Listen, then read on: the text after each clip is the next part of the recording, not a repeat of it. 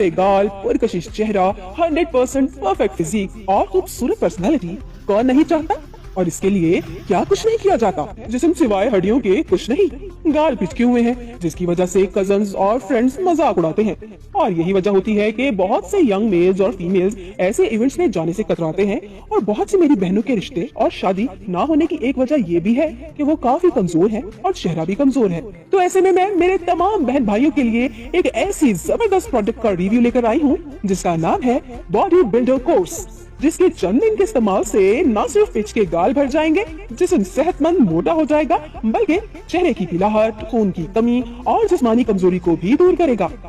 ये body builder course 100% देसी जड़ी बूटियों से बनाया गया है और हर तरह के मुज़र असरात से बिल्कुल पाक है। यानी किसी भी तरह का कोई साइड इफेक्ट नहीं। ये बॉडी बिल्डर कोर्स के मुस्तकिल फवायद है। इसके रिजल्ट्स आर्जी नहीं है क्योंकि ये स्टेरॉइड से पाक 100% देसी जड़ी बूटियों से बनाया गया है।